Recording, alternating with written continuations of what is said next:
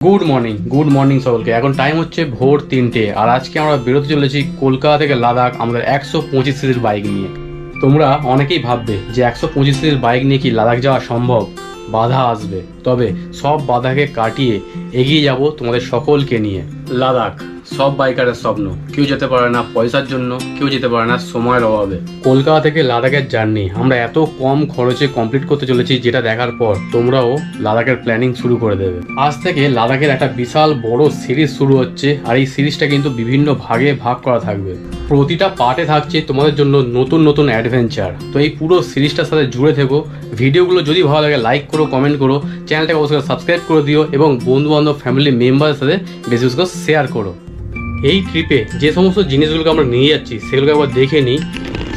প্রথমেই থাকছে আমাদের টেন্ট, যেটা আমাদের হোটেল খরচাকে বাঁচাতে কিন্তু সাহায্য করবে। সেকেন্ড হচ্ছে স্লিপিং ব্যাগ। লাদাখ প্রচণ্ড ঠান্ডা, আমরা যেহেতু হোটেল নেব না, সেক্ষেত্রে স্লিপিং ব্যাগটা কিন্তু অবশ্যই দরকার।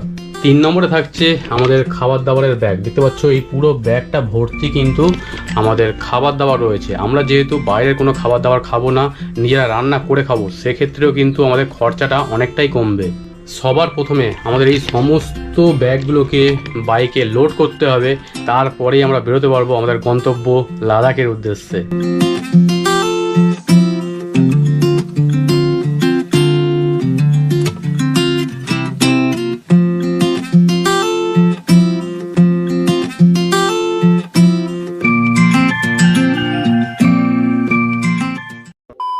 টাইম হয়েছে পাক্কা 4:21। আমি আমার বাড়ি থেকে সবে মাত্র বেরোচ্ছি। চলো আসছি মা, তাহলে হর হর মহাদেব বলে আজকে জার্নিটা শুরু করা যাক। চলো আসছি তাহলে। তো আমার বাইক কিন্তু ফুল লোডেড হয়ে রয়েছে, যার জন্য কিন্তু এই সরু রাস্তাতে বের করাটা ভীষণই চাপের। তো আজকে আমরা আবারও বেরিয়ে পড়লাম আমাদের ড্রিম ডেস্টিনেশনের উদ্দেশ্যে, কলকাতা টু লাদাখ। যা ফিল হচ্ছে না, আর এইরকম লোডেড বাইক নিয়ে যখনই আমি বেরোই রাস্তায়, আমার লাদাখের কথাই মনে পড়ে। সে আমি যে কোনো জায়গায় যেতে পারি। আজকে আমাদের প্রথম দিন, তো আজকে আমি চাইছি না কোনো রকম স্ট্রেস রাখবো মনের মধ্যে। জাস্ট আমি এটুকু জানি যে পুরো লাদাখ সিরিজের রাইডটা আমরা এনজয় করব। আকাশের ওয়েদার কিন্তু খুব একটা ভালো নেই, আকাশে বেশ ভালো রকম মেঘ রয়েছে কিন্তু।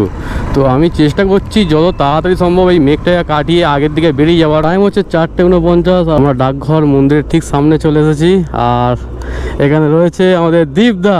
তো দীপদা, আবার দেখা হবে পাক্কা 1 মাস পর।